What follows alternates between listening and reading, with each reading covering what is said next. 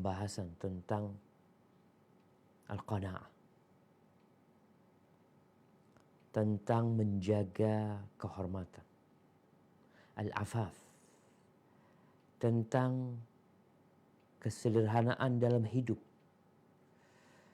Sebagaimana sudah kita bahas tentang sebagian hal ini. Juga tentang memberikan nafkah, serta pembahasan tentang tercelanya hidup meminta-minta tanpa alasan yang sangat mendesak. Agama kita adalah agama yang mengajarkan kehormatan. Bagaimana seorang muslim berhati besar, berlapang dada menerima cobaan dan ujian dalam kehidupan ini. Yang paling banyak membuat orang stres, membuat orang galau adalah cerita tentang masa depan. Ahibati fillah, ketahuilah bahwa Nabi alaihi salatu wassalam telah menyampaikan, lan tamuta nafsu. Jiwa itu nggak bakalan mati hatta tastawfiya rizqaha wa ajalah. Sampai rizki dan ajalnya telah disempurnakan buat dia. Kehidupan dengan masa depan seharusnya tidak, atau ketakutan dengan masa depan itu seharusnya tidak membuat seorang muslim galau dalam kehidupan ini. Karena semuanya sudah ditetapkan. Tugas kita hanya menjalani kehidupan ini. Apapun yang terjadi, kita menerima. Kadangkala rezeki kita banyak. Kadangkala datang masa-masa yang tidak pernah dipikirkan itu terjadi. Mobilnya hilang, motornya hilang, pasar tempat dia berjualan terbakar. Istrinya menggugat cerai. Atau suaminya menceraikan dia. Atau dia di PHK. Apa yang harus dia lakukan menghadapi semua ini? Puas, ridha dengan pemberian Allah. Tatkala itu, engkau akan hidup berbahagia. Baik tatkala engkau berada di atas atau tatkala engkau berada di bawah. Barakallahu fiik. Nah, kita akan lanjutkan pembahasan ini. Silahkan.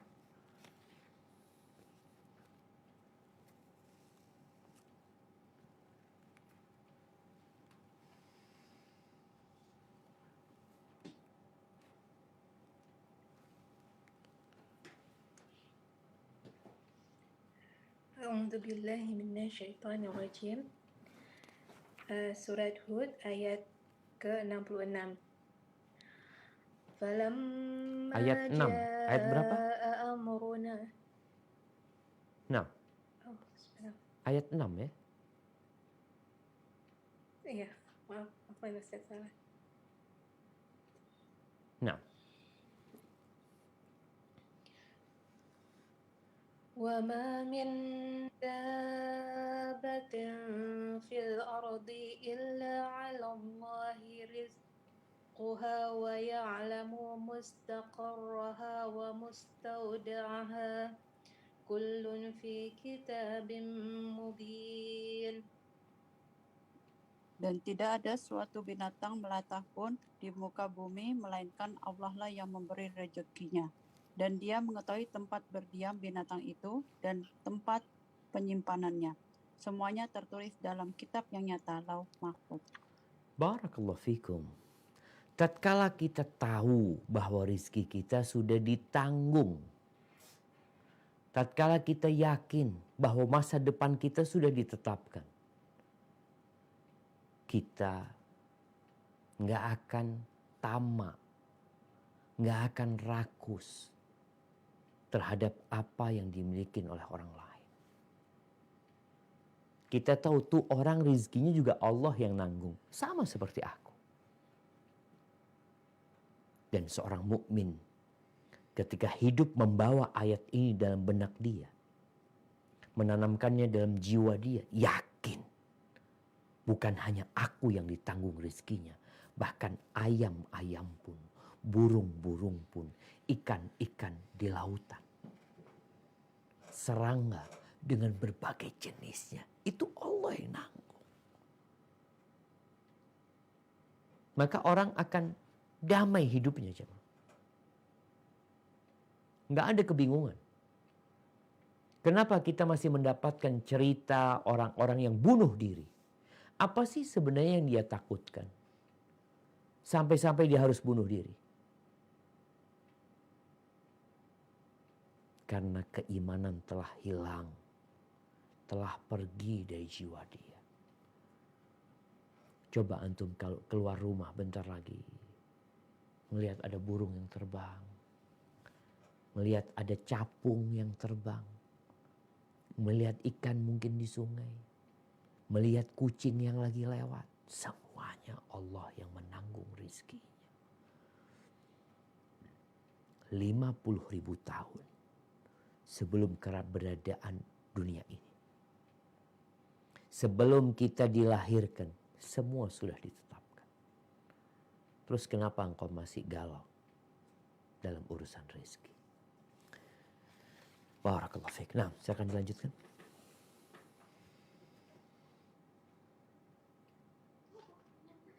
A'udzubillahi minasyaitonirrajim.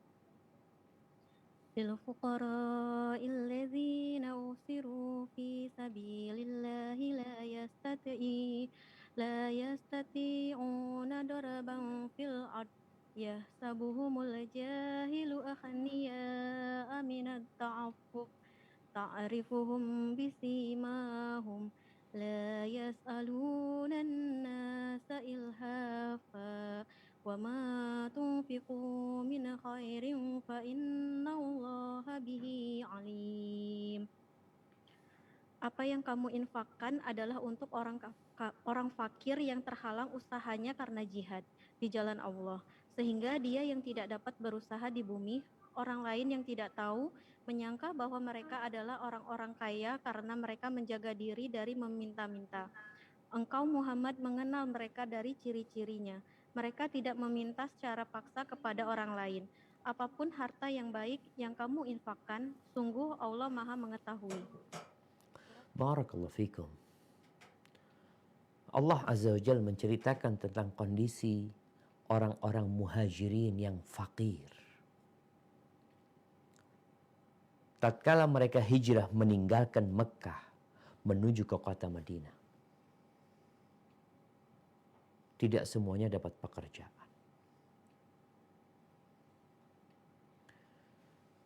Sebagian mereka hidup di masjid, tinggal di masjid.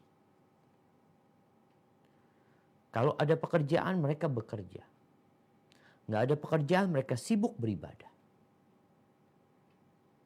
Kondisi mereka adalah orang-orang yang mulia. Ada orang miskin mulia. Seperti apa? Mereka yang tidak minta-minta. Sehingga orang-orang yang tidak mengetahui kondisi orang ini akan mengira dia orang kaya. Dipikirnya orang kaya. Kenapa? Karena nggak pernah minta-minta. Namun Allah Jalla Jalaluhu mengatakan, ta'rifuhum bisimahum. Engkau mengenali mereka dengan ciri-ciri mereka. Dari mana ketahuan mereka kalau mereka orang miskin sebenarnya? Kalau mau bagi itu sama mereka tuh. Mereka kan nggak minta-minta gimana? Tapi kan ketahuan, wajahnya pucat, pakaiannya walaupun bersih, tapi kelihatan nih orang nggak punya. Tapi mereka tidak minta. Allah menyebutkan di sini, la yas'aluna an-nas ilhafa. Mereka tidak meminta secara paksa kepada orang lain. Para ulama tafsir menafsirkan ayat ini di antara maknanya mereka sama sekali tidak minta-minta. Kalaupun mereka harus meminta, mereka meminta dengan adab, dengan etika. Subhanallah jemaah. Apakah masih ada orang-orang seperti itu di masa sekarang ini ada. Ada ya. Ana pernah menyalurkan zakat kepada salah satu orang. Dia datang kajian terus. Nggak pernah ngeluh dia dengan kondisinya. Suatu saat ketika ada yang kirim zakat, Ana minta nomor rekeningnya dia. Ketika itu Ana baru tahu kalau ternyata dia memang benar-benar berat kondisinya. Namun, tatkala seorang menjaga kehormatannya, Allah akan menjaga kehormatan dia. Tatkala dia tidak mau menghinakan dirinya dengan meminta-minta, Allah akan jaga diri dia. Allah akan kirimkan rizki tanpa dia minta-minta. Apa enggak mau kita jadi orang-orang yang dijaga kehormatannya sama Allah Azza wa Jalla. Barakallahu fiikum. Nah, dilanjutkan. Surat Al-Furqan ayat 67. A'udzu billahi minasyaitonir rajim. Walladzina idza anfaqu lam yusrifu wa lam yaqturu wa kana baina dzalika qawama.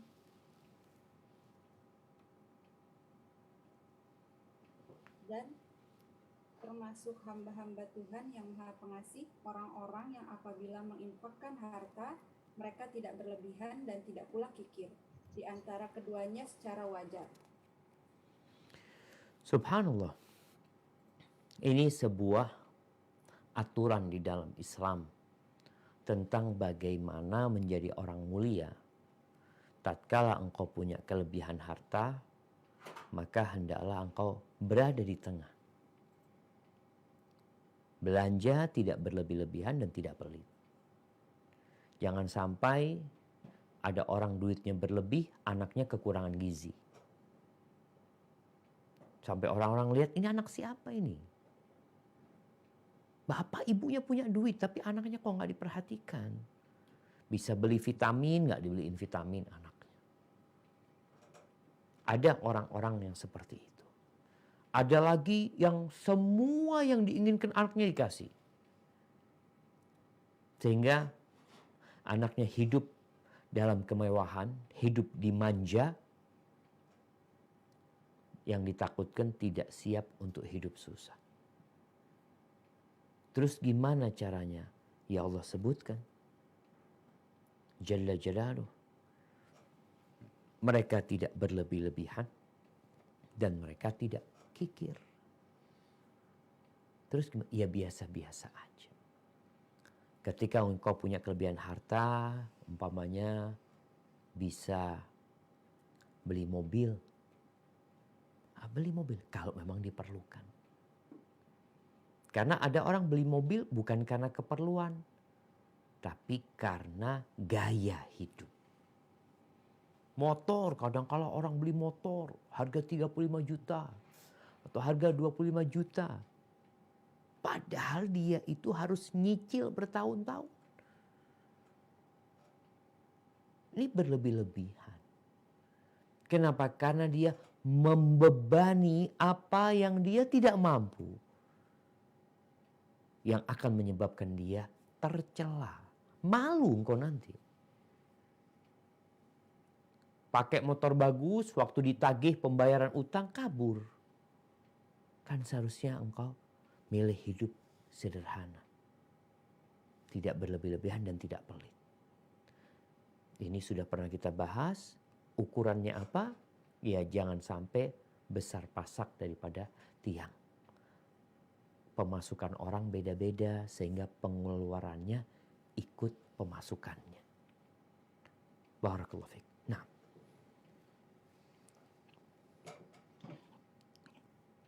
A'udzu billahi minasyaitonir rajim. Bismillahirrahmanirrahim. Wa ma khalaqtul jinna wal insa illa liya'budun.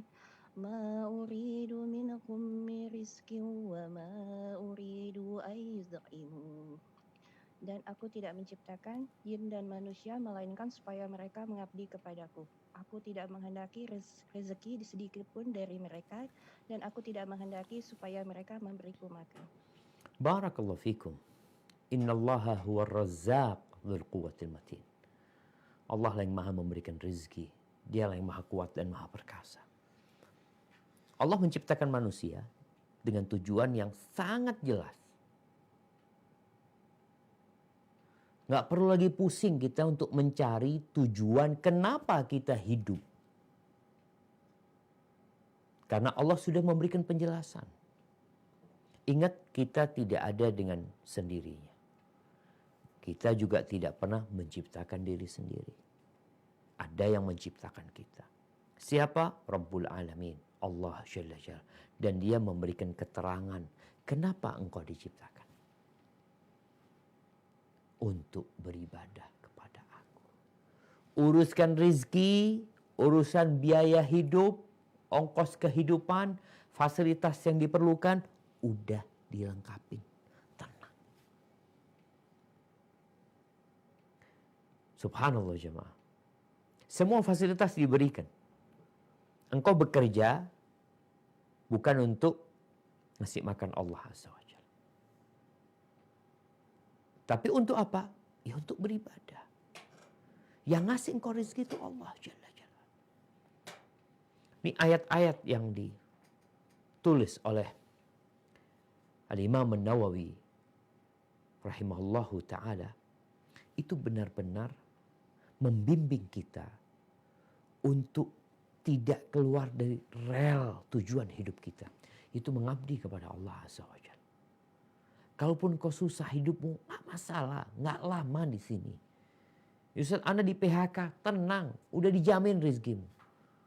Terus gimana? Anda gak bekerja? Berusaha. Dengan hati yang bergantung kepada Sang Pencipta. Barakallahu fika. Jamaah rahimakumullah. Al-Imam Nawawi rahimahullah menyebutkan bahwasanya hadis-hadis yang berkaitan dengan bab ini sebagian itu sudah dinukil oleh beliau di dua pembahasan yang sebelum ini. Jadi ada 3 bab yang berkesinambungan sebenarnya. Maka di sini Al-Imam Nawawi akan menyebutkan beberapa hadis yang tidak disebutkan di sana. Yang salah satunya silahkan dibaca.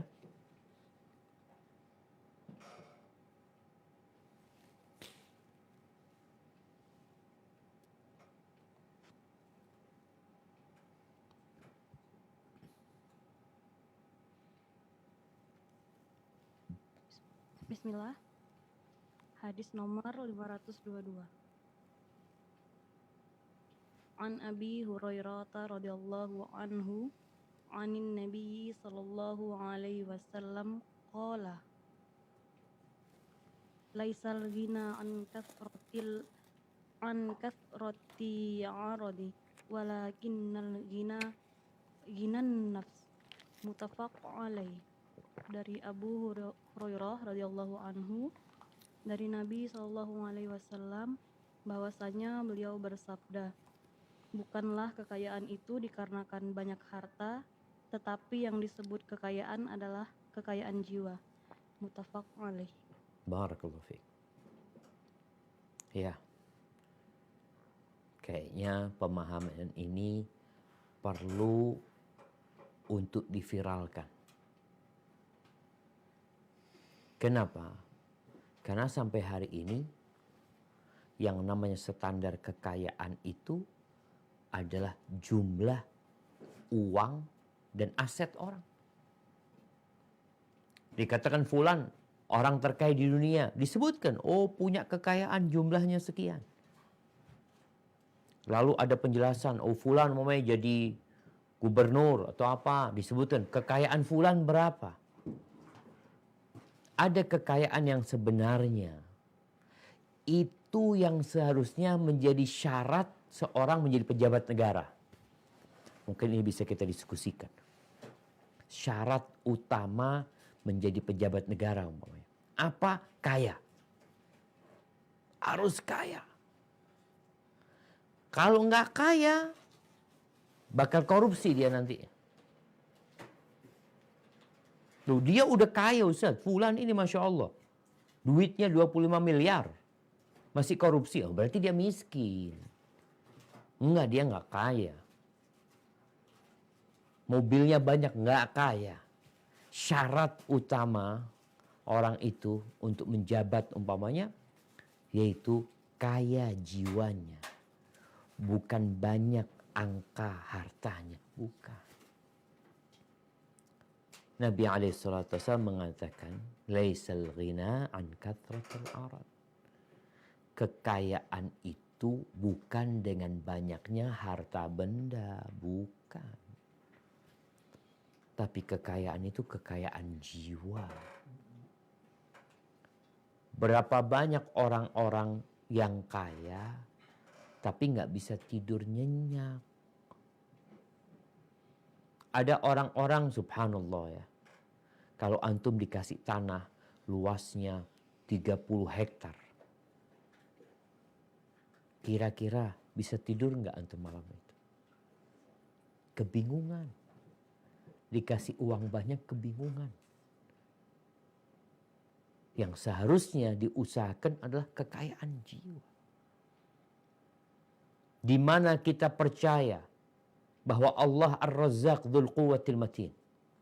Lalu kita yakin Allah telah membagikan rizki dengan penuh hikmah kepada makhluk-makhluknya. Sehingga dia tidak tertarik apalagi iri terhadap harta orang lain. Dia tidak rakus untuk menimbun harta. Karena dia yakin yang ditimbun ditinggal, yang dipakai itu yang rezeki dia. Maka kalau kita membentuk seorang rakyat atau seorang hamba yang kaya, jamaah, aman, jamaah. Pencurian insya Allah nggak ada. Perampokan hilang. Korupsi apalagi.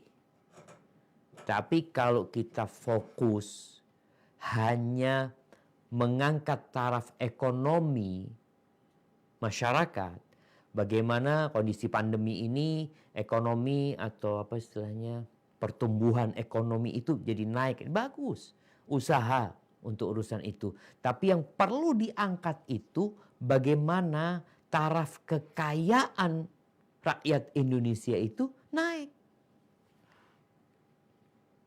Kita perlu pikirkan bersama gimana caranya nih orang kaya kaya beneran, nih orang miskin kaya beneran. Bukan kaya harta. Hidup tenang, jamaah. Makanya kalau kemarin ada berita tentang siapa disebut Ustadz Gondrong apa katanya yang bisa menggandakan uang ya. Ya Allah. Zaman kayak gini masih ada yang percaya.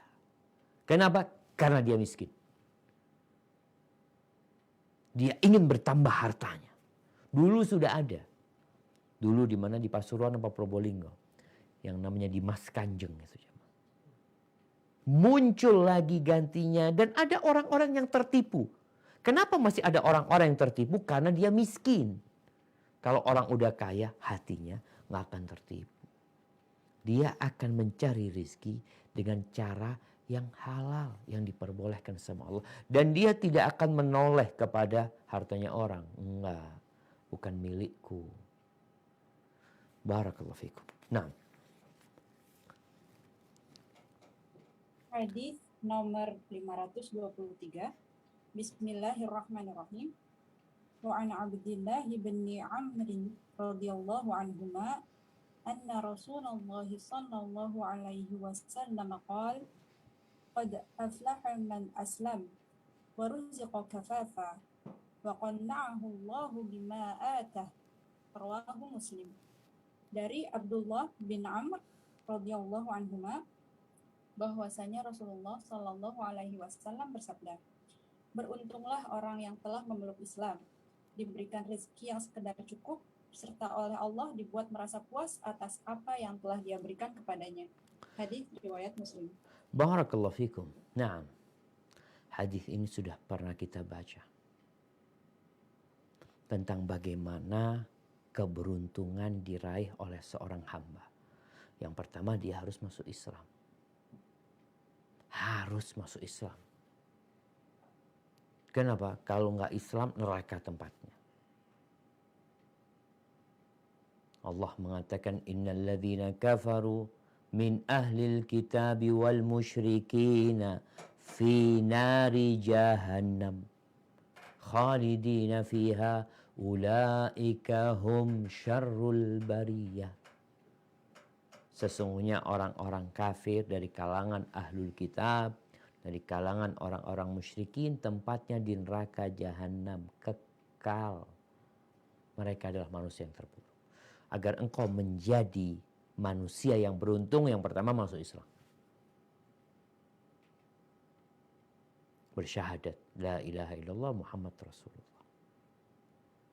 Naik tuh. Yang awalnya menghambakan diri kepada makhluk, engkau menghambakan diri kepada pencipta.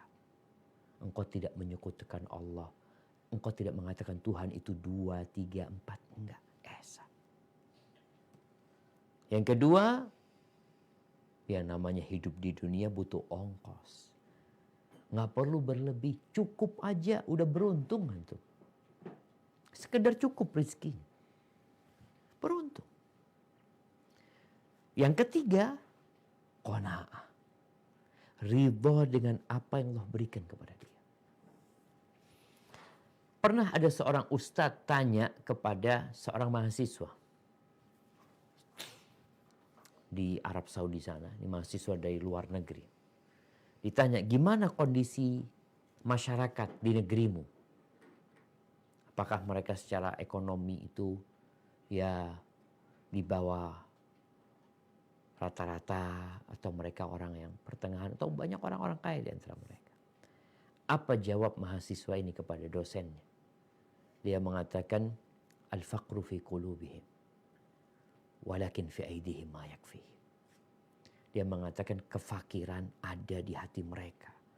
Tapi kalau lihat tangan mereka, mereka punya duit yang cukup sebenarnya. Di tangannya punya duit cukup, tapi hatinya fakir. Ya udah, kalau kondisi kayak gitu,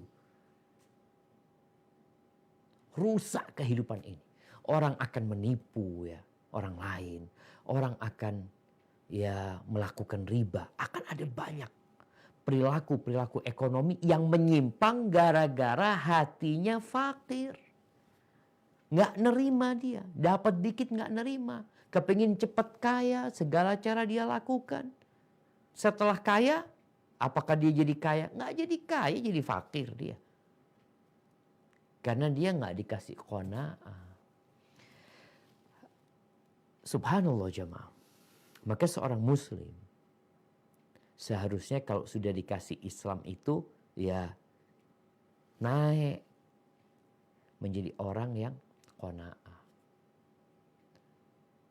Kalau banyak, alhamdulillah, berbagi kepada orang lain. Kalau sedikit, ya silahkan engkau menikmatin yang Allah berikan kepadamu. Kalau bisa berbagi, itu akan lebih baik. Ketika seorang yang bernama Ibrahim bin Adham tanya kepada muridnya Syaqiq, akhbirni amma anta alai. Syaqiq, gimana kehidupanmu sih?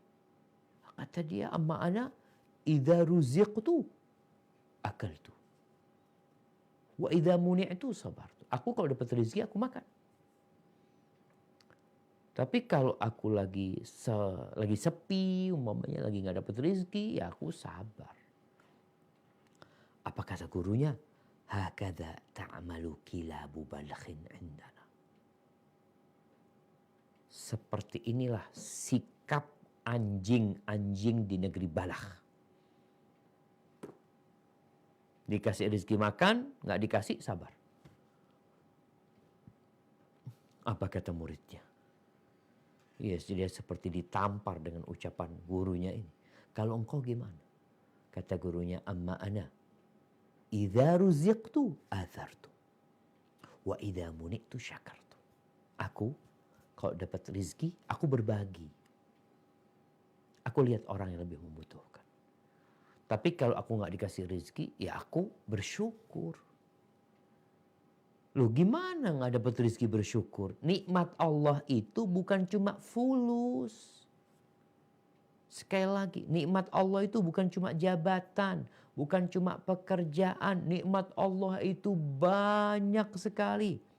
Sampai kata Allah Jalla Jalaluh, wa in ta'uddu ni'matallah la tuhsuha. Kalau kalian mau menghitung nikmat Allah, nggak bakalan bisa kalian. Maka kita berusaha untuk bersyukur kepada Allah. Dalam kondisi nggak dapat rezeki, yang di PHK atau apapun yang kau hadapi. Engkau berharap mungkin ada orang yang kerjanya mungkin ojek online. Ada orang yang kerjanya jualan keliling. Mungkin pulang, nggak ada yang laku. Ketemu sama istrinya, bang gimana bang jualannya? Kata suami, alhamdulillah. Sampai sekarang belum ada yang laku. Loh kok alhamdulillah bang? Alhamdulillah, aku masih bisa pulang ke rumah. Berapa banyak orang yang pulang ke rumahnya kakinya patah, gagar otak. Berapa banyak orang yang gak pulang ke rumahnya tapi pulang ke rumah sakit. Tapi suamimu bisa pulang ke rumah. Ini perlu disyukuri. Nah, ketika kita memandang nikmat Allah, kita akan terus bersyukur. Akan merasa puas dengan apa yang Allah berikan. Kalaupun ada yang Allah ambil dari kita, sebenarnya lebih banyak yang Allah sisakan buat kita. Coba bikin perbandingan antara yang Allah ambil sama yang Allah sisakan di diri kita. Dari kenikmatan ya. Tentunya lebih banyak nikmat yang Allah berikan kepada kita. Ini akan membantu kita untuk qanaah. Barakallahu fikum. Nah, saya akan lanjutkan. Bismillahirrahmanirrahim. Hadis nomor 524. Wa an Hakim bin Hizam radhiyallahu anhu qala Sa'altu Rasulullah sallallahu alaihi wasallam fa'atani thumma sa'altuhu fa'atani thumma sa'altuhu fa'atani thumma qala ya Hakimu inna hadzal mala khadirun khulwun faman akhadahu bisakhawati nafsin burikalahu fi wa man akhadahu bi israfi nafsin lam yubarak lahu fi wa kana kalladzi ya'kulu wa la yashba' wal yadul 'ulya khairun minal yadis sufla qala Hakimun faqultu ya Rasulullah walladzi ba'athaka bil haqq la arzaku ahadan ba'daka syai'an hatta ufariqa ad-dunya fakana Abu Bakar radhiyallahu anhu yad'u Hakiman liyu'tiyahu al-ata'a faya'bai ayyaqbala minhu syai'an thumma inna Umar radhiyallahu anhu da'ahu liyu'tiyah wa abai ayyaqbalahu faqala ya ma'syaral muslimin ushidukum ala hakimin anni a'ridu alaihi haqqahu alladhi qasamahu Allahu lahu fi hadzal fai'i faya'bai ayyakhudahu falam yarza Hakimun ahadan minan nasi ba'dan nabiyyi sallallahu alaihi wasallam hatta tuwfiya. Nah, faya'ba ini ya-nya nggak pakai titik ya. Faya'ba. Nah, saya akan lanjutkan. Faya'ba ayyakhudahu falam yarza Hakimun ahadan minan nasi ba'dan nabiyyi sallallahu alaihi wasallam hatta tuwfiya. Muttafaq alaih. Dari Hakim bin Hizam radhiyallahu anhu bahwasannya dia menceritakan, aku pernah meminta kepada Rasulullah Shallallahu alaihi wasallam, maka beliau lantas memberiku. Kemudian aku meminta lagi kepada beliau dan beliau pun memberiku. Lalu aku meminta lagi kepada beliau dan beliau pun memberiku. Setelah itu beliau bersabda, "Hai Hakim, sesungguhnya harta ini amat segar dan manis. Barang siapa yang mengambilnya dengan kemurahan jiwa, maka dia akan diberi keberkahan padanya. Sedangkan barang siapa yang mendapatkannya dengan ketamakan jiwa, maka dia pun tidak akan memperoleh berkah padanya. Hingga dia seperti orang yang terus makan tapi tidak pernah merasa kenyang. Tangan di atas itu lebih baik daripada tangan di bawah." Hakim meneruskan ceritanya. Lalu aku menyatakan, wahai Rasulullah, demi zat yang mengutus engkau dengan kebenaran, aku tidak akan menerima pemberian apapun dari orang lain sepeninggalmu sampai aku meninggal dunia. Abu Bakar radhiyallahu anhu pernah memanggil Hakim untuk diberi sesuatu, tetapi Hakim menolak untuk menerimanya. Kemudian Umar radhiyallahu anhu juga pernah memanggilnya untuk diberikan sesuatu, tetapi Hakim tetap menolak menerimanya. Maka Umar pun berkata, wahai sekalian kaum muslimin, aku mempersaksikan kepada kalian bahwasanya aku telah menawarkan bagian harta rampasan yang menjadi hak Hakim sebagaimana yang telah diatur oleh Allah. Tetapi dia enggan mengambilnya. Dengan demikian, Hakim tetap tidak mau menerima pemberian dari seorang pun sesudah sepeninggal Nabi Muhammad SAW hingga menemui ajalnya. Muttafaq alaih. Barakallahu fikum. Siapa Hakim bin Hizam ini jamaah? Hakim bin Hizam bin Khuwailid bin Asad. Dia itu keponakannya Ummul Mukminin Khadijah radhiyallahu anha. Hakim ini keponakannya Khadijah radhiyallahu anha. Hakim ini yang menghadiahkan kepada bibinya Zaid bin Harithah. Budak yang dibeli pada waktu itu dengan harga 600 dirham, dia hadiahkan kepada bibinya. Yang nanti sama Khadijah dihadiahkan kepada Nabi Muhammad alaihi salatu wassalam. Hakim ini sayang sama Nabi. Cinta sama Nabi sejak sebelum Islam. Dan dia termasuk orang yang mulia. Hakim. Termasuk orang-orang kaya yang dermawan. Disebutkan bahwa dia satu-satunya orang yang dilahirkan di dalam Ka'bah. Hakim ini dilahirkan di dalam Ka'bah. Menurut catatan para sejarawan. Dia hidup 60 tahun di masa jahiliyah. Kafir. Dan 60 tahun dalam kondisi Islam. Radhiyallahu ta'ala an Hakim. Ketika Rasul SAW diutus menjadi Nabi, Hakim gak masuk Islam. Dia, padahal Nabi SAW sangat ingin Hakim ini masuk Islam. Sampai suatu hari ketika Nabi sudah hijrah, Hakim ini di pasar melihat bajunya Raja Diyazan, Raja Yaman. Dia beli dengan harga 50 dinar. 50 dinar ini berapa jemaah? Ya kira-kira 225 gram emas. Kalau harga emas 1 juta, ya 200 jutaan. Beli baju 200 juta. Hakim. Bajunya raja nih. Untuk apa Hakim beli itu? Untuk dihadiahkan kepada Nabi SAW. Dibawa sama Hakim dari kota Mekah ke Madinah. Dia sayang sama Nabi. Dia tahu sama Nabi SAW, tapi dia belum masuk Islam. Ketika dia hadiahkan kepada Nabi SAW, Nabi menolak. Nabi ingin Hakim masuk Islam. Sampai Nabi SAW mengatakan, enggak, kita enggak terima hadiah dari orang kafir, kata Nabi SAW. Harapannya Hakim masuk Islam.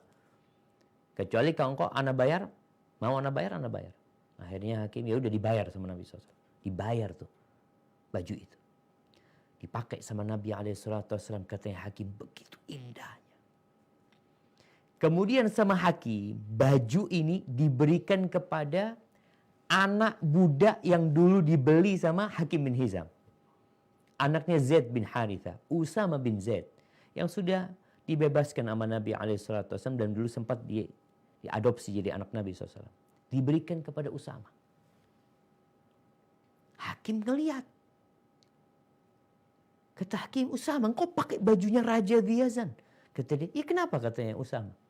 Aku lebih mulia daripada Raja Diyazan dan daripada bapaknya juga. Bapakku lebih mulia daripada bapak dia.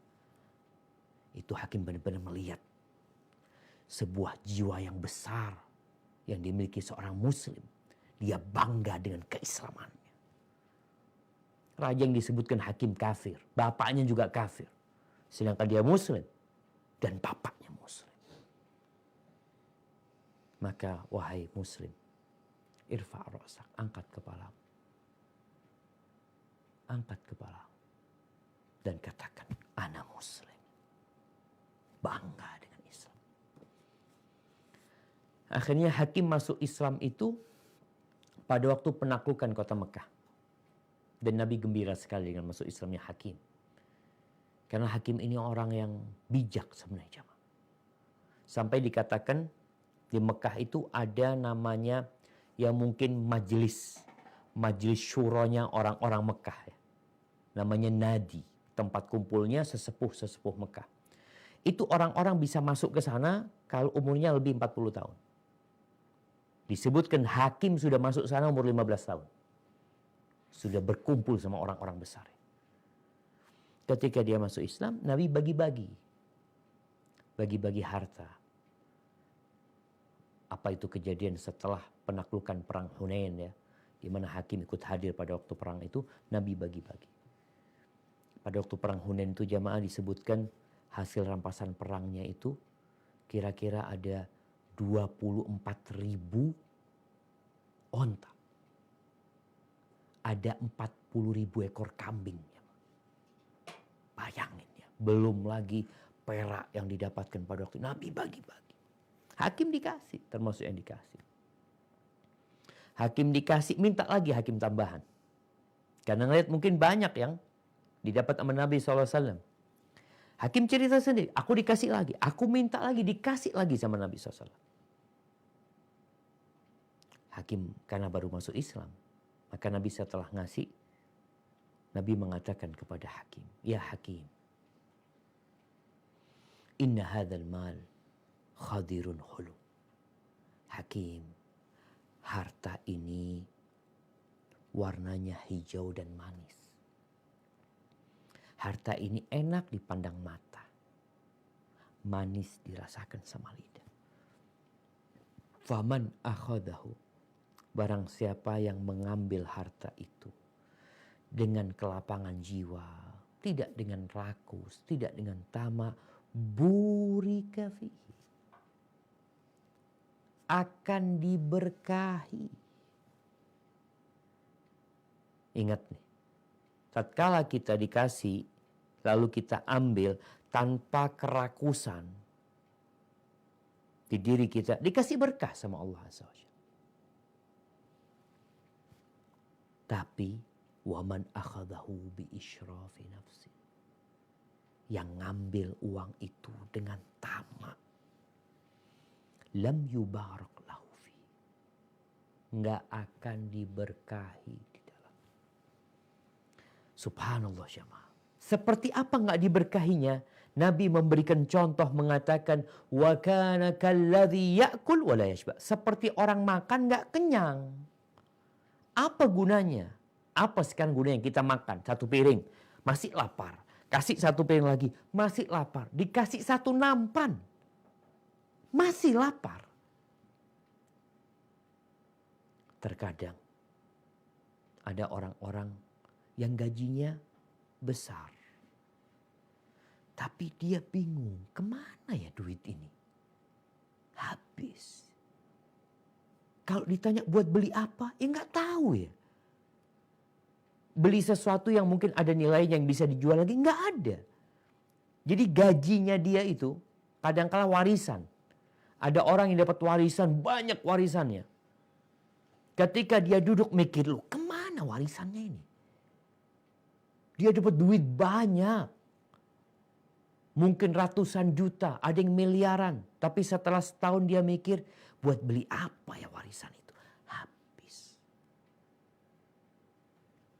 Bisa jadi dia mengambil uang itu tidak dengan kelapangan jiwa.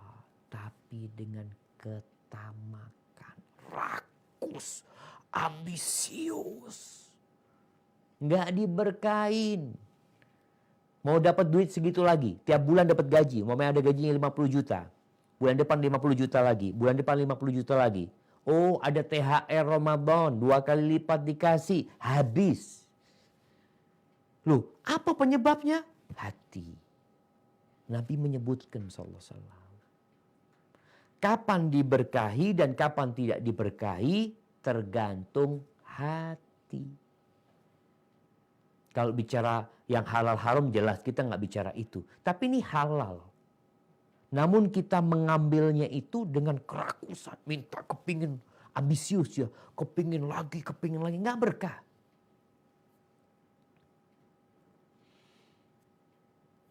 Wal yadul ulya khairun minal yadis sufla. Maka Nabi SAW menyebutkan tangan di atas itu lebih baik daripada tangan di bawah. Ini sebuah pelajaran dan pendidikan buat hakim. Dia sekali minta, lalu minta kedua kali, minta ketiga kali sama Nabi dikasih pembelajaran. Dan sekali lagi hakim sebenarnya bukan orang yang suka minta-minta. Cuma karena dia baru masuk Islam, mungkin dia nggak paham bagaimana menyikapin harta ini. Lalu setelah hakim mendapatkan pelajaran itu, hakim mengatakan kepada Nabi SAW, Ya Rasulullah, wahai Rasulullah, demi yang mengutusmu dengan kebenaran, aku gak akan terima lagi dari siapapun setelah engkau, sampai aku mati. Dikasih lagi, hakim gak mau kerja dia. Nih, seorang muslim itu, oke, dia dikasih halal ya. Nanti kita akan tahu bahwasanya hakim ini dikasih halal. Dikasih sama Abu Bakar, hakim nolak. Dikasih sama Umar, nolak. Hakim enggak sudah. Aku sudah bersumpah sama Nabi SAW. Aku enggak akan terima lagi sudah. Dikasih enggak. Kerja, bisnis, jualan, iya hakim melakukan itu. Bahkan hakim ini setelah masuk Islam, semua kemuliaan yang pernah dia lakukan sebelum Islam, dia kerjakan setelah dia masuk Islam. Disebutkan di beberapa riwayat hakim itu pernah berangkat ke Arafah. Sebelum Islam dia pernah haji, bawa 100 ekor onta, 100 ekor sapi, 100 ekor kambing, dan 100 budak dibawa ke sana sama hakim. Dikorbankan itu binatang-binatang dan dibebaskan itu budak-budak.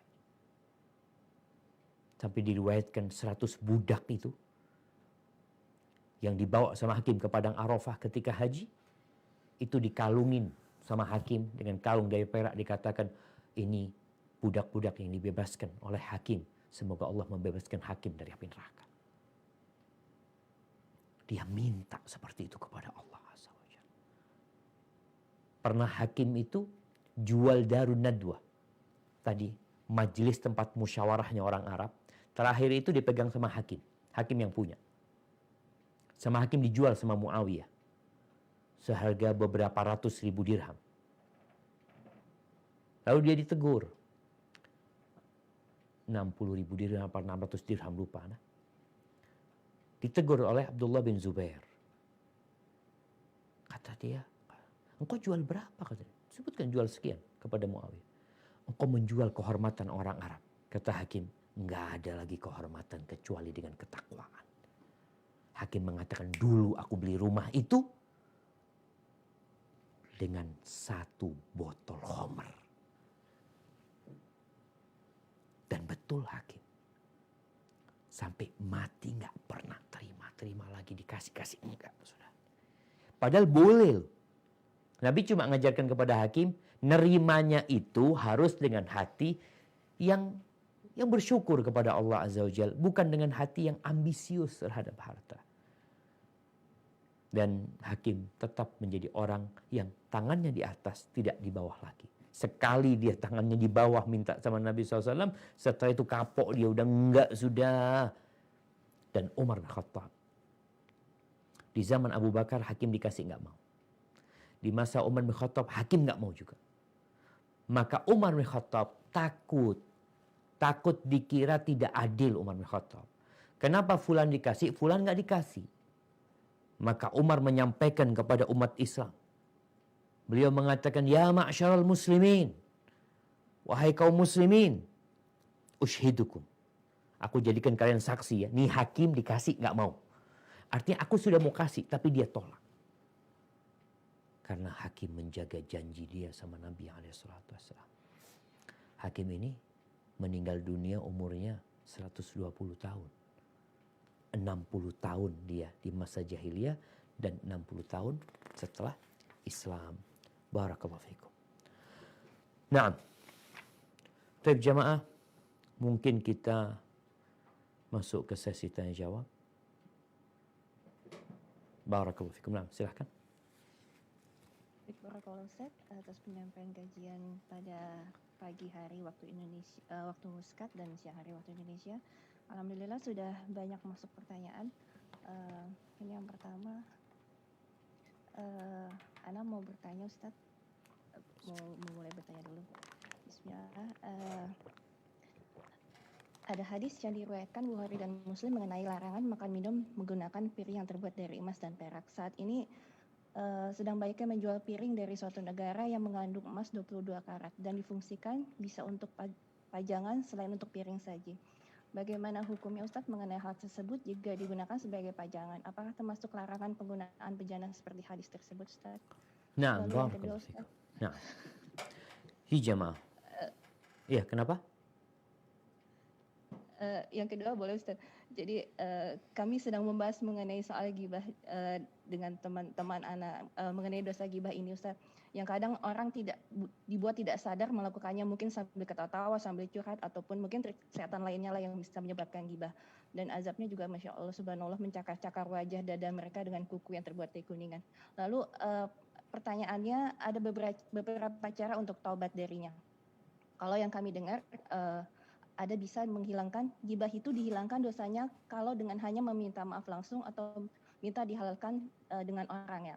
Lalu ada juga pendapat yang meminta maaf dari seseorang dalam masalah gibah kadang-kadang dengan beberapa kondisi menyebabkan orang itu jadi menyebabkan keburukan yang lebih besar, mungkin sakit hati atau pemutusan hubungan, jadi benci, iri hati, serta perkara yang lainnya. Jadi meminta maaf dengan cara yang kita memuji atau sebagainya, mendoakan dan sebagainya. Manakah cara yang lebih afdal Ustaz, meminta maaf langsung atau kita melakukan cara yang kedua Ustaz? Nah, barakallahu fikum. Saya berkaitan dengan penggunaan wadah-wadah dari emas dan perak. Yang Rasul SAW mengatakan, la tashrabu fi aniyati dhahab wal fiddah, wa la ta'kulu fi sihafiha. Janganlah kalian minum di gelas-gelas dari emas dan perak.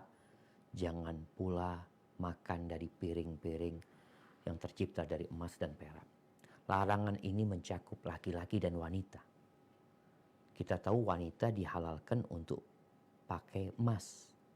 Tapi untuk piring, sendok, garpu, atau gelas dari emas itu terlarang untuk semuanya. Ini mungkin berkaitan dengan bab kita ya, bab hidup sederhana. Rasul SAW mengatakan, فَإِنَّهَا لَهُمْ فِي الدُّنْيَا وَلَكُمْ فِي الْآخِرَةِ. Itu buat mereka di dunia, ini buat orang-orang kafir dan buat kita di surga. Tapi apakah boleh menggunakannya sebagai perhiasan ya? Untuk hiasan dinding atau untuk barang simpanan? Boleh, emas dan perak boleh dipakai. Jadi kita mau punya piring dari emas, kita taruh dalam satu etalase kaca, boleh. Tapi tidak untuk dimakan dan diminum. Ketika umat Islam menaklukkan Persia, itu banyak gelas-gelas emas, piring-piring dari emas yang didapatkan dari musuh-musuh itu banyak. Tapi tidak digunakan untuk makan dan minum. Jadi kalau mereka jual, ya jual sebagai emas ya. Yang nantinya bisa dilebur untuk jadi perhiasan atau mau menyimpan piring emas atau gelas emas, tidak mengapa. Yang tidak boleh adalah menggunakannya. Itu yang pertama. Adapun berkaitan dengan riba, bagaimana cara kita bertobat dari dosa riba? Yang pertama adalah memohon ampun kepada Allah. Sama syarat tobat itu. Menyesali, kemudian meninggalkan perbuatan itu dan bertekad untuk tidak mengulangi. Tinggal yang ketiga ini, yang keempat afan. Karena urusannya menzalimin orang lain, maka kita perlu minta dihalalkan atau minta maaf. Terus bagaimana Ustaz cara minta maafnya? Ya dilihat kondisi. Yang pertama, kalau orang itu tahu kita ribain dia. Ini yang pertama. orang itu tahu, dapat informasi dari siapa nggak tahu lain, tahu jelas kita ngomongkan keburukan dia, maka segera minta maaf. Karena dia sudah tahu. Baik, kalau dia nggak tahu, apa yang harus kita lakukan? Kalau dia nggak tahu, maka kembali kepada tadi yang disebutkan. Ada dua cara. Kalau kita minta maaf kepada dia, tidak menjadi masalah, tidak menimbulkan keburukan yang lebih besar, maka kita datang minta maaf.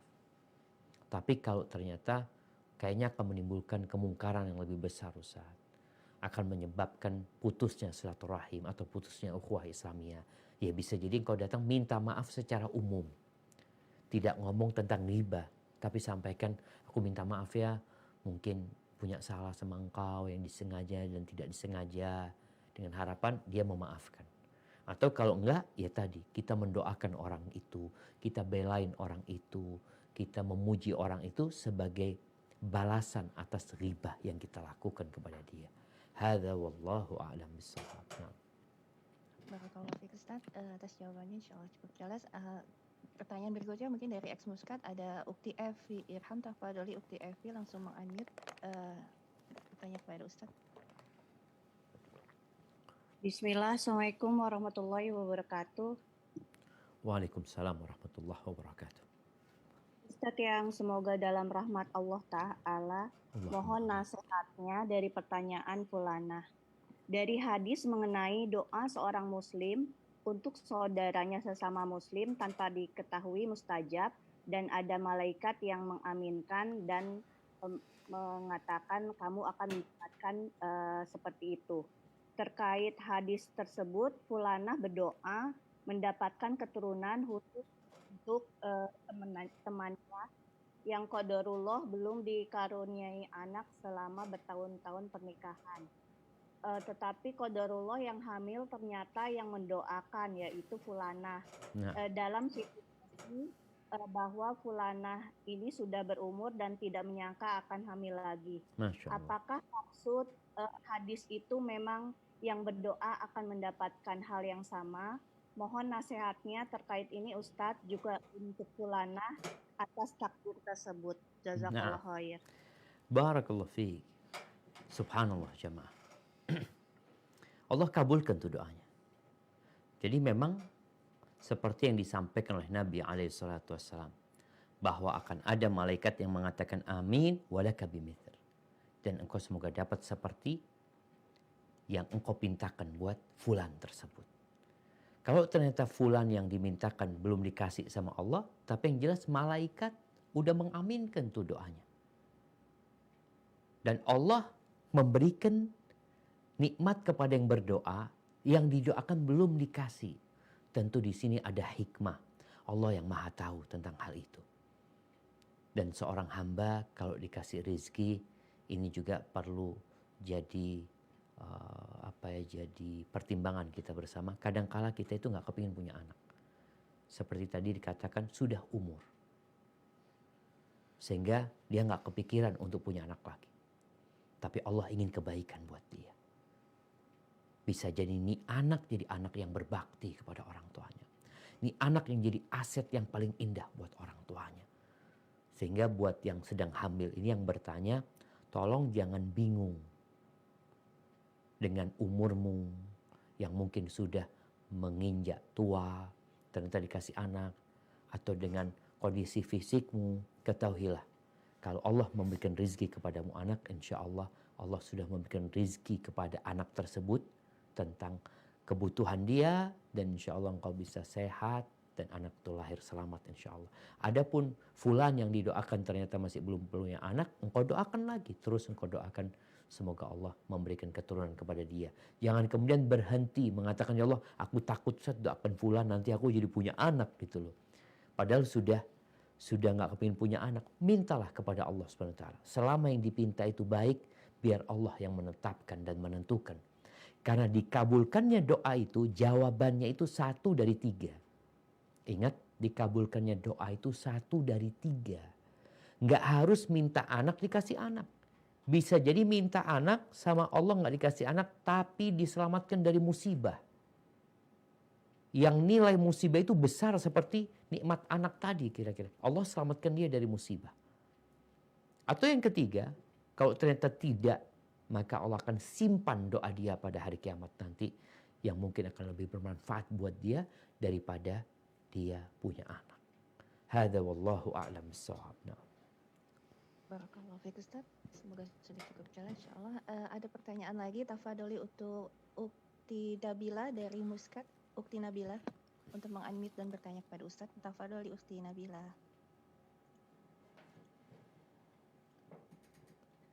Nabila.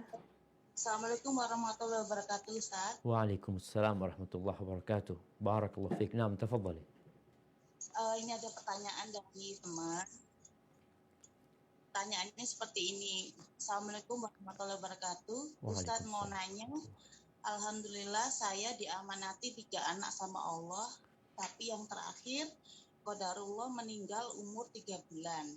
Karena dari kandungan ditemukan ada kelainan ginjal.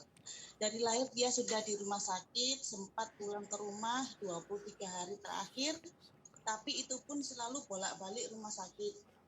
Sekarang atas izin suami sudah memutuskan untuk tidak menambah anak lagi. Karena selain trauma yang besar juga menimbang sudah 2 kali operasi sesar.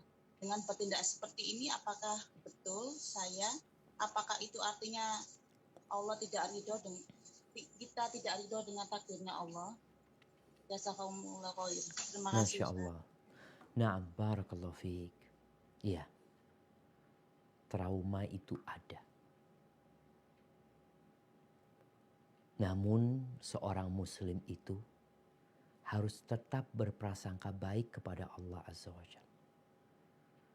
Kalau dikatakan tadi sempat punya anak, kemudian anak itu lahir dalam kondisi cacat, seharusnya yang ada di diri orang tua ini berbaik sangka sama Allah, anak ini lahir bawa berkah. Apa berkahnya? Menghapuskan dosa, mengangkat derajat.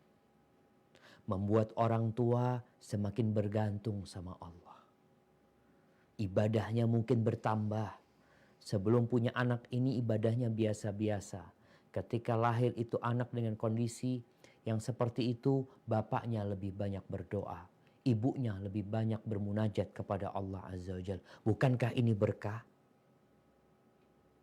Maka kalau dikatakan trauma, seharusnya trauma itu bentuknya berterima kasih kepada Allah dan meninggalnya anak itu lebih berkah lagi.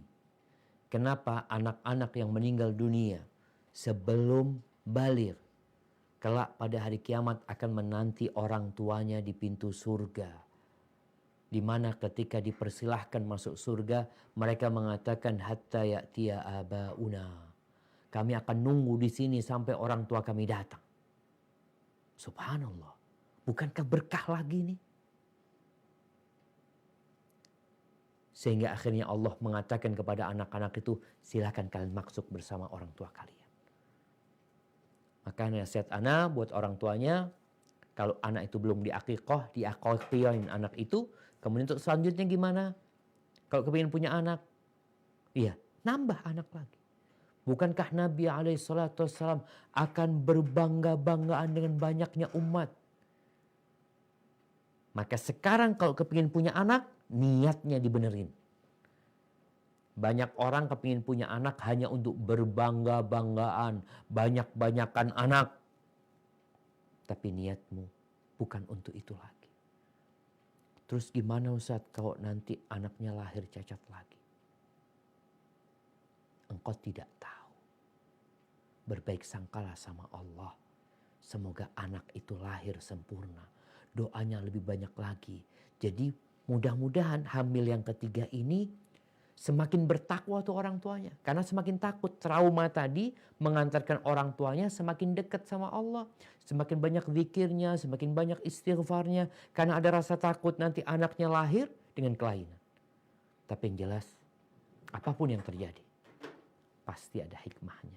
Maka jangan berhenti untuk punya anak. Kecuali tadi alasannya karena udah membahayakan orang tuanya. Kalau membahayakan orang tuanya lain lagi. Tapi kalau ini nggak ada apa-apa, hanya karena takut. Ini takut dengan masa depan. seorang muslim itu karena takut dengan masa depan, dia bertawakal kepada Allah Azza wa Jalla. Katakan, hasbiyallah la ilaha illahu alaihi tawakkaltu wa huwa rabbul arsyil azim. Barakallahu fiik. Nah, Baik, barakallahu Ustaz. Ada pertanyaan dari Zama Ahjum. Ana persilakan untuk Ukti Balgis dari Jamaah Zoom untuk mute dan bertanya kepada Ustaz langsung. Ukti Balgis.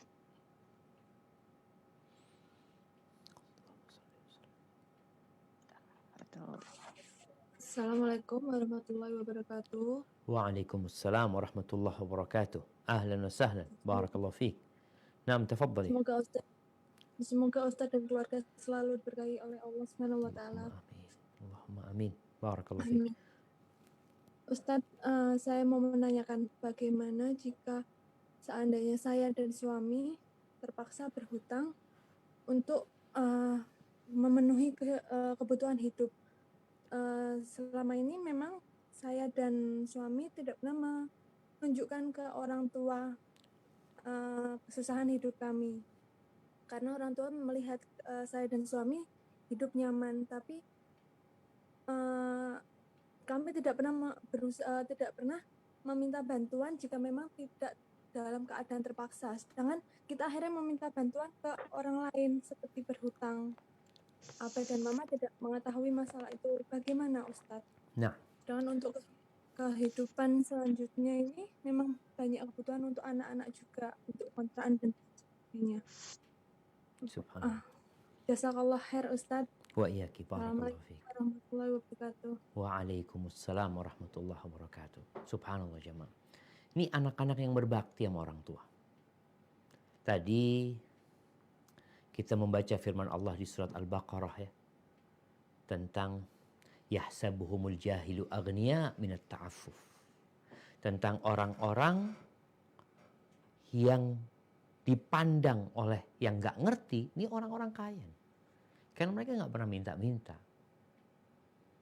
Sehingga dipandang mereka orang yang cukup. Namun Allah sebutkan, ta'rifuhum bisimahum. Engkau mengenal mereka dari penampilan mereka. Kelihatan orang ini lagi susah gitu. Walaupun dia gak pernah nunjukkan, gak pernah minta-minta.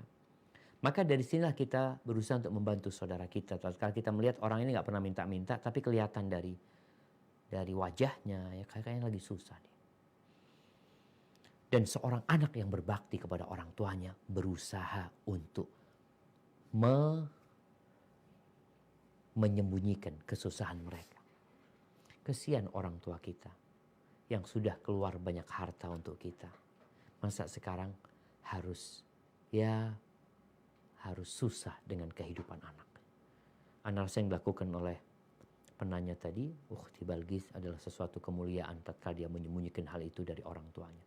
Namun, yang perlu diperhatikan juga, kita itu kadangkala ada orang yang susah tapi gaya hidupnya nggak turun. Ini masalah. Orang kalau susah, ya udah turunin gaya hidupnya. Kalau bicara hutang itu benar-benar sesuatu yang diperlukan. Umpamanya orang susah, makannya jangan beli di luar gitu. Karena ada orang-orang yang susah, ngutang, tapi kalau beli makanan, belanja ke warung. Padahal kalau bicara makan di warung, anggap 25.000 satu keluarga. Itu 25.000 mungkin bisa buat 2 hari dia beli lauk pauk sebenarnya. Sehingga di sini, buat penanya ketika memang dia susah, boleh berhutang untuk kebutuhan hidup. Tapi tolong diturunkan gaya hidupnya. Sehingga engkau tidak terbebani dengan hutang. Seperti pembahasan-pembahasan kita. Bagaimana hidupnya Nabi SAW. Beliau susah. Bahkan beliau meninggal dunia dalam kondisi baju besinya itu digadaikan. Untuk beli apa? Untuk beli gandum. Bukan gandum yang bagus.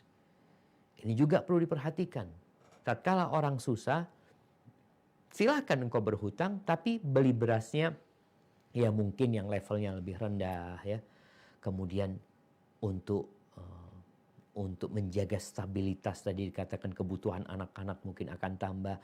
Orang tuanya bagaimana puasa Senin Kemis. Berusaha dia untuk benar-benar mendekatkan diri kepada Allah dan mengurangi makan, mengurangi listrik. Ya, Ana juga kadang-kadang lihat ada orang ini susah, katanya banyak utangnya. Tapi lampu di rumahnya itu kadang-kala habis subuh masih hidup. Malam hari semuanya hidup. Maka seharusnya ya dikondisikan. Lampu di rumahnya mungkin diperkecil sesuai dengan kebutuhan. Agar listriknya tidak semakin membengkak. Jadi intinya berhutang itu diperbolehkan. Tadi kita nggak ngasih tahu orang tua, kita berhutang tapi untuk kebutuhan hidup. Dan nasihat Ana yang terakhir, sebelum tidur, ajak suaminya, anak-anaknya juga untuk baca subhanallah 33 kali. Alhamdulillah 33 kali. Allahu Akbar 34 kali. Itu lebih baik daripada pembantu yang pernah diminta oleh Fatimah kepada ayahandanya Nabi kita Muhammad alaihi salatu wassalam. Semoga Allah memudahkan kehidupan ukhti yang bertanya. Jazakillah khair. Ini kabar alamin. Barakallahu fiik Ustaz. Untuk pertanyaan berikutnya masih dari jamaah Zoom kepada Ukti Eka Apriani Salahuddin. Tafadholi Ukti Eka Apriliani Salahuddin untuk bertanya kepada Ustadz. Ya, baik. Assalamualaikum Ustaz. Waalaikumsalam warahmatullahi wabarakatuh. Barakallahu fiik. Naam, tafadhali. Ya, maaf, izin bertanya Ustaz. Naam. Saya dulu pernah diajak oleh ibu kandung sendiri ke dukunnya ilmu putih. Cuman nggak sengaja karena tidak tahu bahwa orang tersebut adalah dukun karena berpakaian seperti orang alim. Tapi saat ini dukunnya sudah meninggal. Apakah saya harus taubatan nasuha? Nah, ibu masih Dan ada? Ada pertanyaan lagi Ustadz. Enggak, ibunya masih ada? Ibunya masih ada. Alhamdulillah. Nah, iya, silakan pertanyaan selanjutnya. Pertanyaan selanjutnya mau tanya, misal ada seorang remaja yang pernah terjadi kasus pelecehan seksual. Itu apakah remaja tersebut harus taubatan nasuha dan bagaimana cara memperbaiki diri? Terima kasih Ustaz. Ini remajanya yang dilecehkan gitu? Iya, korban. Korban, siap. Nah, barakallahu fiik. Siap jemaah. Ya, ada dua pertanyaan ini. Yang pertama berkaitan dengan kedukun ya. Kedukun, ada dukun putih katanya. Nggak ada dukun putih. Nabi alaihissalatu wassalam dituduh dukun dulu. Nabi alaihissalatu wassalam pernah dicaci maki, dihina, dikatakan dukun. Maka Allah azza wa jalla mengatakan, wa ma huwa biqauli kahin qalilan ma tadhakkarun. Enggak, ucapan itu bukan ucapan dukun. Maka kok sekarang ada orang bangga jadi dukun. Allah itu membersihkan nama Nabi alaihissalatu wassalam dari perdukunan ini. Maka muslim harus membersihkan dirinya. Jangan mau dikatakan dukun. Nabi alaihissalatu wassalam mengatakan, man ata kahinan au arrafan. Barang siapa yang mendatangi dukun atau orang pintar, maka nggak diterima sholatnya selama 40 hari. Loh Ustaz, itu mungkin dukun Jawa Ustaz. Ini dukun Arab. Nabi ini hadisnya sosam di Arab sana, bukan di Jawa. Dukunnya pintar bahasa Arab. Jadi kalau ada sekarang orang-orang dikatakan dukun putih karena pintar bahasa Arab. Dari dulu dukun-dukun di masa jahiliyah pintar bahasa Arab. Karena memang orang Arab. Kadang-kala ada kitab-kitab perdukunan berbahasa Arab. Dikatakan, oh ini kitab bagus ini. Ya, kitab dukun walaupun pakai bahasa Arab tetap perdukunan. Dan sekali lagi Nabi alaihissalam memerangi hal itu. Dan muslim gak boleh berangkat ke dukun. Terus gimana kalau kadung berangkat? Ya bertobat dengan taubatan nasuha. Ajak ibunya juga untuk kembali kepada Allah Azza wa Jalla. Memohon ampun kepada Allah. Karena apa? Karena melakukan yang dilarang sama Nabi SAW. Yang tadi sholatnya 40 hari gak diterima. Berbahaya tatkala kita gak bertobat kepada Allah SWT. Maka ajak bertobat dengan syaratnya tobat itu tadi menyesali, meninggalkan dan bertekad untuk tidak mengulangi lagi. Dan berusaha untuk mengajak orang lain nih kita supaya mereka faham bahwasanya berangkat ke dukun itu terlarang. Dan banyak dukun sekarang ini ya mungkin pakaiannya seperti ustaz. Mungkin dia juga berzikir. Ya dulu kalau dukun di Arab ya mungkin ya sama lah. Bahkan fasih berbahasa Arab. Tapi pertanyaan yang kedua berkaitan dengan korban pelecehan seksual. Sebelum bicara korban ini, Ana masih ingat ya. Dulu ada di televisi itu acara tentang kriminal. Di antara yang Ana masih ingat disebutkan waspadalah kata dia bahwasanya pelaku kriminal itu kadangkala melakukan kriminal bukan karena niat, tapi karena ada kesempatan. Jadi dia ini melakukan kejahatan karena ada kesempatan. Maka dilihat nih yang tadi dikatakan korban. Kalau dia korban, apakah dia menjadi penyebabnya? Karena ada perempuan-perempuan tadi yang tidak menutup auratnya, berduaan dengan laki-laki yang bukan mahramnya, yang itu menjadi penyebab sebenarnya orang melakukan pelecehan. Kemarin ada pertanyaan juga bagaimana kondisi anak yang na'udzubillah sempat mau diperkosa sama bapaknya.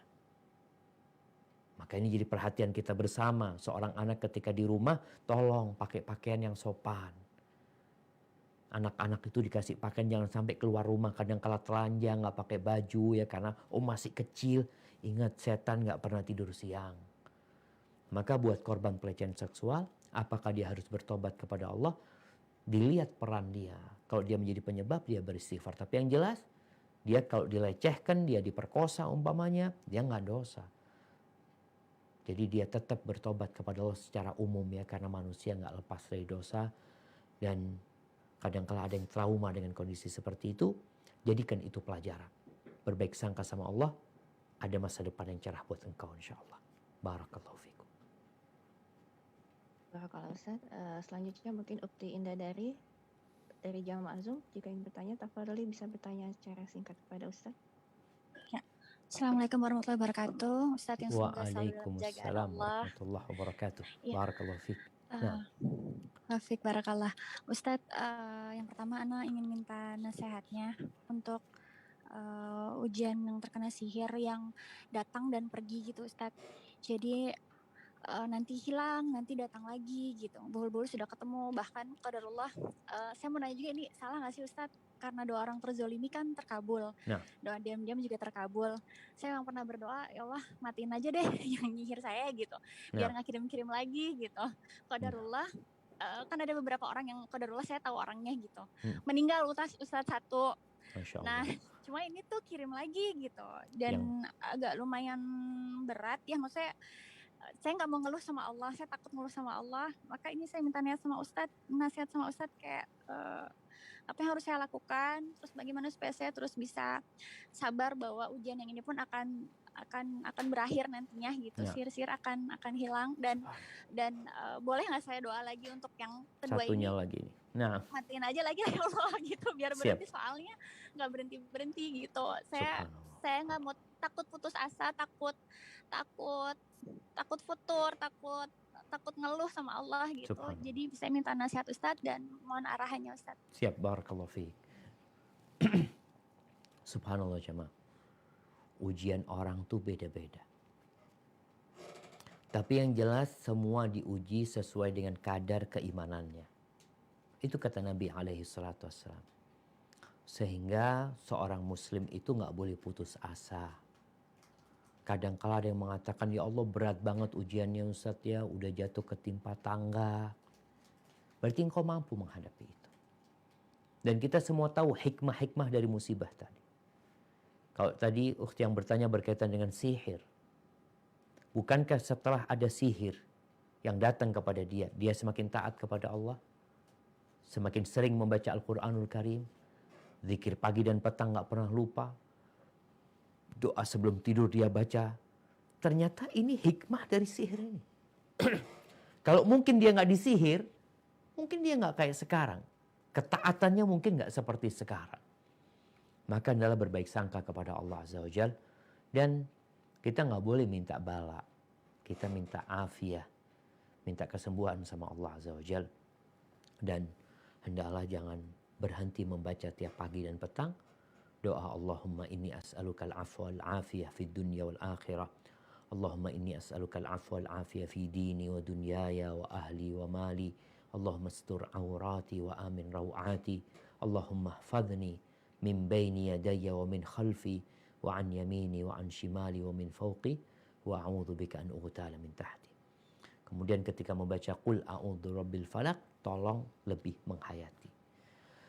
Terus apakah boleh kita mendoakan keburukan? Boleh. Cuma begini, kalau kita nggak tahu apa fulan yang kirim sihir sama anak, kita nggak tahu, maka kita jangan doakan fulan. Bisa jadi bukan fulan. Tapi doanya seperti tadi yang disebutkan oleh Ukhti Indah dari, dia mengatakan, ya Allah umpamanya, moga orang yang mengirimkan sihir kepadaku ini, ya dibinasakan oleh Engkau ya. Karena kita tahu sihir ini termasuk ya tindakan kejahatan yang nggak bisa dibatasin dengan tembok ya. Penyihir itu kalau di penjara, itu sipirnya disihir. Ada satu kejadian seorang perempuan penyihir di penjara ini tetangga dulu cerita. Setelah dia masuk penjara, yang disihir sipirnya. Sipirnya itu yang bukain pintu jamaah. Sampai keluarin yang namanya, yang tahanannya. Itu sihir. Jadi nggak bisa, sihir itu di penjara nggak bisa. Makanya ketika kita meminta kepada Allah agar dibinasakan orang melakukan sihir, nggak apa-apa. Karena dia juga banyak membahayakan orang lain. Tapi kalau kita mau mendoakan hidayah, itu lebih utama. Kayak yang satu tadi udah mati, yang satunya apa mau didoakan lagi, yang satunya doakan supaya dapat hidayah. Semoga dia tetap hidup dan dia mungkin dapat memberikan manfaat kepada orang lain karena dia berhenti dari sihirnya. Hadza wallahu a'lam bishawab. Barakallahu fiik Ustaz. Ada pertanyaan dari Ukti Ida Rasyad dari Swedia. Tafadholi Ukti Ida Rasyad. Assalamualaikum warahmatullahi wabarakatuh Ustadz. Waalaikumsalam warahmatullahi wabarakatuh.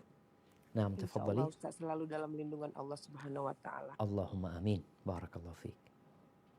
Ustadz, ini pertanyaan saya menyangkut tentang wanita bekerja, karena kajian ini kan tentang rezeki dan qanaah, bersyukur. Yang saya ingin tanyakan adalah mengenai si fulana bekerja, tapi untuk kebutuhannya itu bukan harus bekerja karena kesusahan, tapi karena memang situasinya harus bekerja. Kalau tidak bekerja ya ekonominya agak sedikit susah karena suami fulana sudah pensiun. No. Jadi harus bekerja si fulana, suaminya sudah pensiun. Kalaupun tidak bekerja bisa dengan ekonomi biasa yang cukup gitu. Kalau nggak kerja dia cukup sebenarnya. Cukup sebenarnya, tapi karena fulana juga masih rumahnya ada kredit, jadi ada kebutuhan. Nah. Tapi juga bisa ditutupi dengan suaminya yang pensiun. Masalahnya fulana tinggal di luar negeri. Kalau fulana tidak bekerja, fulana selama ini kebebasannya itu ya bisa membantu saudara, bersedekah, bisa leluasa. Tapi kalau menggantung dengan suami, mungkin semuanya itu akan berkurang dan bahkan kesusahan. Yeah. Karena fulana mempunyai saudara di Indonesia yang sangat membutuhkan bantuannya. Terus satu lagi, akhir-akhir ini memang fulana sudah kepengen sekali berhenti bekerja untuk fokus ibadah. Karena masalahnya terkendala di waktu beribadah, susah melaksanakan sholat sunnah rawatib dan sebagainya. Sedangkan sholat wajib dilakukan di sela-sela jam istirahat. Jadi dilema banget sama si fulana. Karena untuk bekerja, hidup sendiri, memikirkan hidup sendiri bisa, tapi banyak saudara di Indonesia yang membutuhkan dan susah untuk beramal sedekah. Itu yang menjadi sangat kekurangan sekali rasanya gitu. Sementara di sini ada kesempatan bisa bekerja secara halal. Masya Allah, Masya Allah. Demikian pertanyaannya Siap. Ustaz, gimana Gimana terbaik solusinya? Fulana Nah, mengambil ini ya. siap, barakallahu fiik. Nah, jamaah.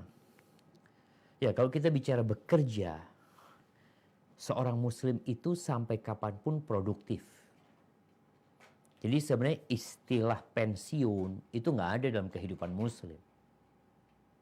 Karena kalau bicara pensiun, tadi Hakim bin Hizam umurnya 120 tahun. Dia terus bisnis, bekerja, ini itu. Sehingga dia bisa bersodakoh. Perempuan gimana? Ya boleh juga perempuan bekerja selama dalam koridor tadi katakan kerjaannya halal ya. Kemudian dia dapat izin dari suami. Yang terpenting dari semua itu adalah niat kenapa bekerja. Karena ini akan menentukan pekerjaan itu bernilai ibadah atau tidak.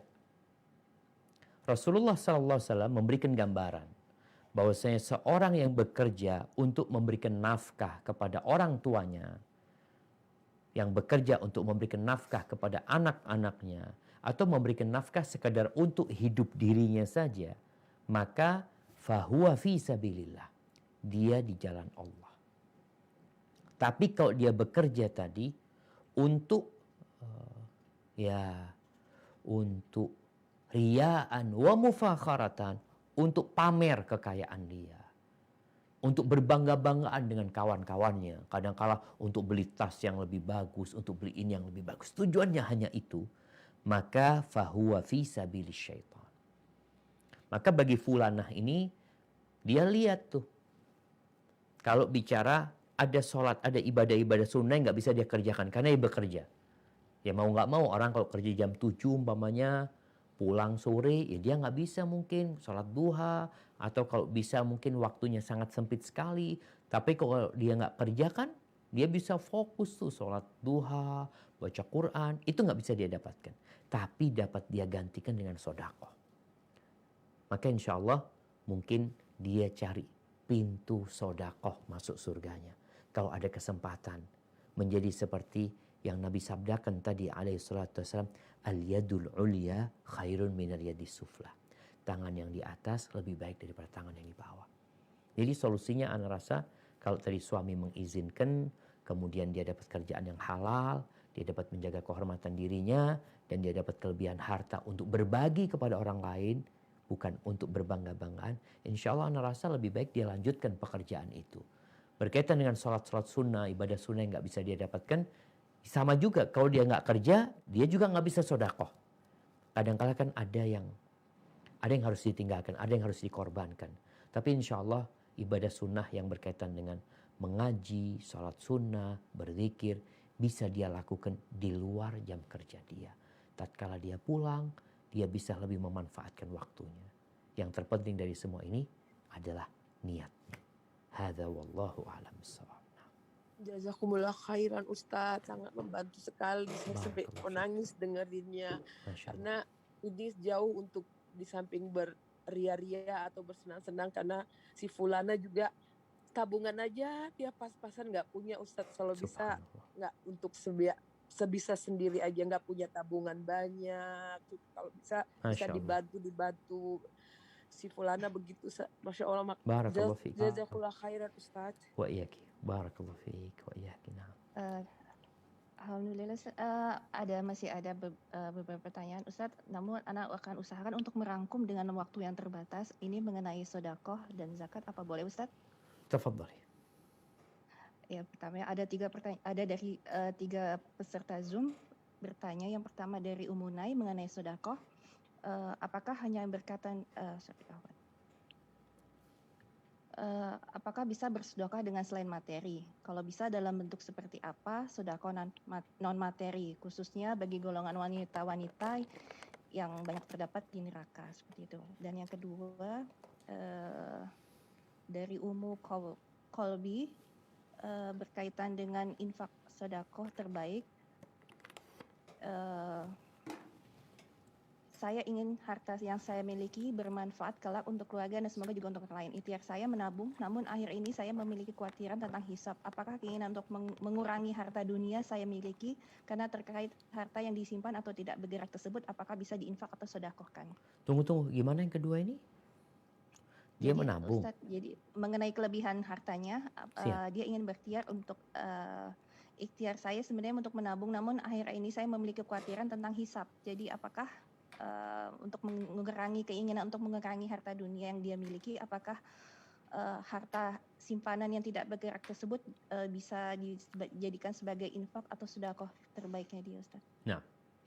Ya, yang ketiga dari Ukti Susi Sukroji mengenai asisten di warung kami, ternyata di rumahnya dipakai sebagai tempat judi yang kemudian akhirnya ditangkap polisi. Rumahnya ya Ustadz ya. Lalu istrinya dibayar dengan puluhan juta dengan pinjam uang sehingga suaminya bisa keluar dari tahanan. Apakah boleh menghutangi dia untuk hal ini atau membantu dengan uang zakat? Nah, barakallahu fiik. Ya jamaah, ini 3 pertanyaan terakhir ya. Yang pertama berkaitan dengan sedekah. Bagaimana dengan perempuan yang mungkin tidak punya harta? Apakah bisa sedekah dengan yang lainnya? Naam, subhanallah, Rasul SAW itu beliau menjelaskan sampai suami mendatangin istrinya itu sedekah. Wa fi bud'i ahadikum sedekah. Disinilah istri ketika melayani suaminya, dia bayangin mungkin dia dalam kondisi lelah, dia capek, tapi suaminya sedang punya hajat, dia layani suaminya, suami dapat pahala sedekah, dia dapat pahala sedekah. Kemudian Nabi SAW mengatakan, amrun bil ma'ruf. Amar ma'ruf nahi mungkar itu sedekah. Bahkan sampai tingkatan yang ringan sekali, beliau mengatakan, tabassumuka fi wajhi akhika sedekah. Senyumanmu untuk saudaramu itu sedekah. Jadi ada banyak hal. Kita menunjukkan orang kebaikan, membantu orang mengangkat sesuatu, itu sedekah. Jadi muslim ini insya Allah ada banyak pintu kebaikan buat dia. Sehingga yang gak punya harta jangan berkecil hati. Masih ada banyak perbuatan-perbuatan membantu orang lain, menyenangkan hati orang lain yang kita dapat pahala sedekah. Kemudian pertanyaan yang kedua. Kalau bicara orang yang menimbun harta. Pertama bicara niat lagi. Kenapa engkau menabung? Untuk apa menabung? Bolehkah menabung? Boleh sebenarnya. Bahkan ingat kejadian tatkala Sa'ad bin Abi Waqqas hendak berwasiat dengan semua hartanya, Nabi melarang. Nabi mengatakan, ketika Sa'ad mengatakan, gimana kalau semuanya aku sedekahkan wasiat? Nggak boleh, kata Nabi SAW. Terakhir sepertiga. Maka ini mungkin yang bisa menjadi patokan buat kita.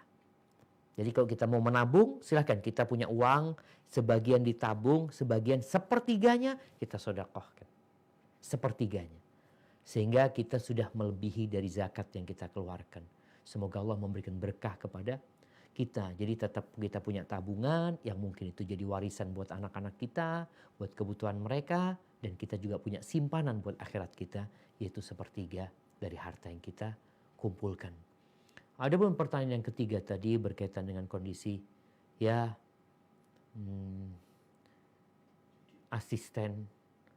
asisten warung tadi ya, yang ternyata dia seorang pelaku judi, kemudian dia dipenjara, lalu dia bisa keluar asalkan membayar. Apa yang harus kita lakukan? Kita lihat, kalau dia bertobat kepada Allah Azza wa Jalla dengan taubatan nasuha, silahkan dibantu. Tapi kalau tidak, ya kita seperti mengeluarkan singa, mengeluarkan macan yang akan membuat kerusakan.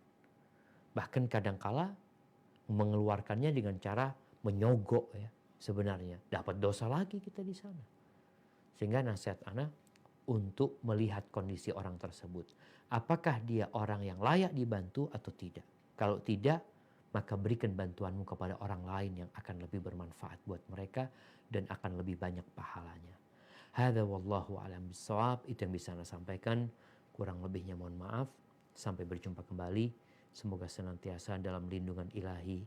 Subhanakallahumma wa bihamdika asyhadu an la ilaha illa anta astaghfiruka wa atubu ilaik. Wassalamualaikum warahmatullahi wabarakatuh.